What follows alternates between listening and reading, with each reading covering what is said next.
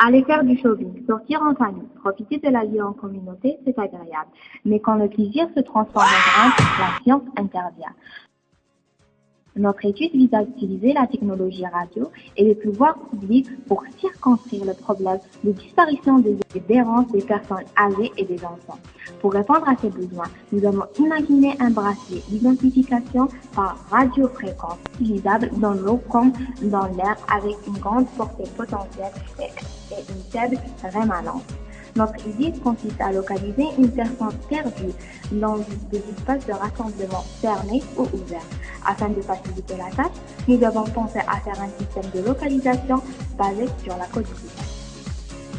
La surface étudiée est divisée en plusieurs zones. Chaque zone est dotée d'un capteur, cela pour une localisation plus fiable dans le cas des grandes surfaces. Les bracelets utilisés sont recyclables et sont composés d'un dispositif électronique constitué d'un émetteur-récepteur de signal et d'une source de lumière permettant la détection visible de la cible. Les bracelets sont codifiés et reliés de façon permanente à la salle de contrôle. Les agents dotés d'un appareil émetteur-récepteur leur permettent de recevoir et de désactiver les alertes.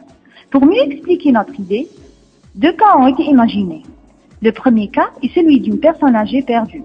Chaque personne dotée d'un bracelet appuie sur le bouton rouge afin de signaler qu'elle est perdue. Par conséquent, le bracelet émet des signaux au capteur de zone qui renvoie des mêmes signaux au serveur. Une fois que l'alerte est identifiée au niveau du serveur, un signal est envoyé aux agents de la zone concernée afin de repérer la cible perdue, que celle-ci doit se manifester en levant sa main en haut afin d'être facilement détectée par les caméras de surveillance grâce au signal lumineux. Le deuxième cas, c'est le plus fréquent. Chaque jour, un nombre effrayant d'enfants disparaissent dans la foule. En essayant de trouver une solution pour minimiser ce phénomène, nous avons pensé à concevoir un système de bracelets couplés qui relie la maman à son enfant, qui peut le perdre dans un moment d'inattention.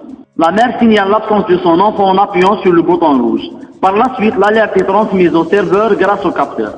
À partir du poste de contrôle, une alarme est émise au bracelet de l'enfant et traduite sous forme d'un signal sonore et visuel, et qui est reçu par l'agent le plus proche pour lui indiquer qu'il s'approche de sa cible. La réalisation de cette idée semble un investissement rentable à long terme, vu que les bracelets sont réutilisables et le service facturé d'autant plus que les clients seront satisfaits et sereins.